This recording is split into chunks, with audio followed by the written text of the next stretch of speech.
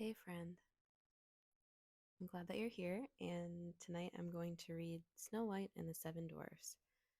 First, let's take a deep breath together. We're going to hold it. So, breathe in, hold, and breathe out. Nice work. I hope that you have some cozy blankets and pillows, and that you are in a comfortable position where you can easily fall asleep. But no worries if you can't, I'm still here to hang out. Um, Drink some water if you haven't. That's always a good thing. I'll even drink some with you. You can pause it if you need to go get it. I'm not from New York. I don't know why I said pause like that. Anyways, let's drink some water. Very nice. Whenever you're ready, I'm ready, and I will take it from here. Snow White and the Seven Dwarfs, Brothers Grimm version. Snow White and the Seven Dwarfs. It was the middle of winter, and the snowflakes were falling like feathers from the sky. A queen sat at her window working, and her embroidery frame was of ebony. As she worked, gazing at times out on the snow, she pricked her finger, and there fell from it 3 drops of blood onto the snow. When she saw how bright red it looked, she said to herself, "Oh, I wish that I had a child as white as snow, as red as blood, and as black as the wood of the embroidery frame." Not very long after, she had a daughter, with skin as white as snow, lips as red as blood, and hair as black as ebony. She was named Snow White, and when she was born, the queen died. After a year had gone by, the king took another wife, a beautiful woman, but proud and overbearing. She could not bear to be surpassed in beauty by anyone. She had a magic looking glass, and she used to stand before it and look in it and say, "Looking glass upon the wall, who is fairest of us all?" And the looking glass would answer, "You are fairest of them all." And she was contented, for she knew that the looking glass spoke the truth. Now Snow White was growing prettier and prettier, and when she was 7 years old, she was as beautiful as day, far more so than the queen herself. So one day, when the queen went to her mirror and said, "Looking glass upon the wall, who is fairest of us all?" it answered, "Queen, you are full fair, 'tis true, but Snow White fairer is than you." This gave the queen a great shock, and she became yellow and green with envy. And from that hour her heart turned against Snow White, and she hated her. And envy and pride, like ill weeds, grew in her heart, higher every day, until she had no peace, day or night. At last she sent for a huntsman and said, "Take the child out into the woods, so that I may set eyes on her no more. You must put her to death, and bring for me her heart as a token." The huntsman consented, and led her away. But when he drew his cutlass to pierce Snow White's innocent heart, she began to weep, and say, "Oh, dear huntsman, do not take my life. I will go away into the wild wood and never come home again."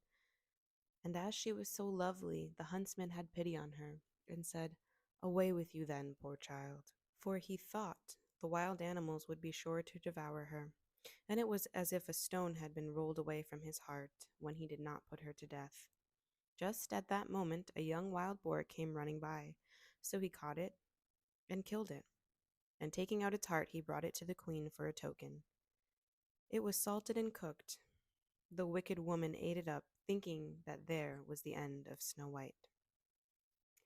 Now, when the poor child found herself quite alone in the wild woods, she felt full of terror, even of the very leaves on the trees, and she did not know what to do for fright.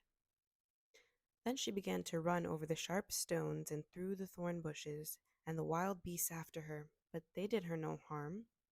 She ran as long as her feet would carry her, and when the evening drew near, she came to a little house, and she went inside to rest. Everything there was very small, but as pretty and clean as possible. There stood the little table, ready laid, and covered with a white cloth, and 7 little plates, 7 knives and forks and drinking cups. By the wall stood 7 little beds, side by side, covered with clean white quilts. Snow White, being very hungry and thirsty, ate from each plate a little porridge and bread, and drank out of each little cup a drop of wine, so as not to finish up one portion alone. After that she felt so tired that she lay down on one of the beds, but did not seem to suit her. One was too long, another was too short, but at last the 7th was quite right, and so she lay down upon it, committed herself to heaven, and fell asleep. When it was quite dark, the masters of the house came home. They were 7 dwarfs whose occupation was to dig underground among the mountains.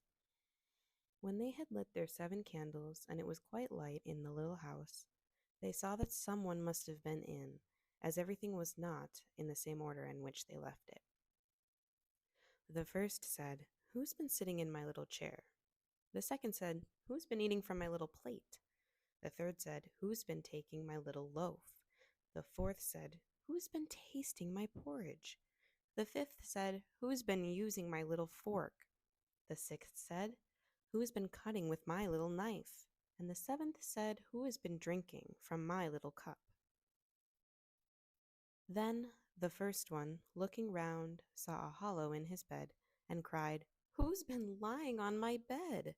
And the others came running and cried, "Someone's been in our beds too." But when the 7th looked at his bed, he saw little Snow White lying there asleep.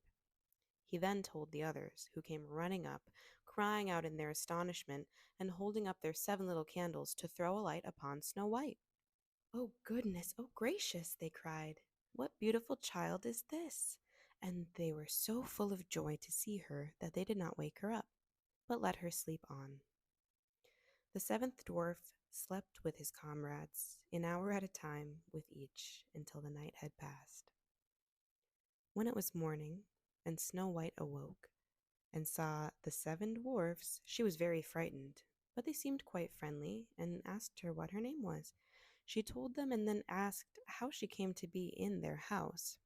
And she related to them how her stepmother had wished her to be put to death, and how the huntsman had spared her life, and how she had run the whole day long until at last she found the little house. Then the dwarf said, "If you will keep our house for us, and cook and wash, and make the beds, and sew and knit, and keep everything tidy and clean, you may stay with us, and you shall lack nothing." "With all my heart," said Snow White, and so she stayed, and kept the house in good order. In the morning the dwarfs went to the mountain to dig for gold. In the evening they came home, and their supper had to be ready for them. All the day long the maiden was left alone, and the good little dwarfs warned her, saying, "Beware of your stepmother. She will soon know you are here. Let no one into the house." Now the queen, having eaten Snow White's heart, as she supposed, felt quite sure that now she was the first and fairest, so she came to her mirror and said, "Looking glass upon the wall, who is fairest of us all?" And the glass answered, "Queen, thou art of rare beauty, but Snow White living in the glen with the 7 little men is 1,000 times more fair." Then she was very angry, for the glass always spoke the truth, and she knew that the huntsman must have deceived her, and that Snow White must still be living. And she thought how she could manage to make an end of her, for as long as she was not the fairest in the land, envy left her no rest.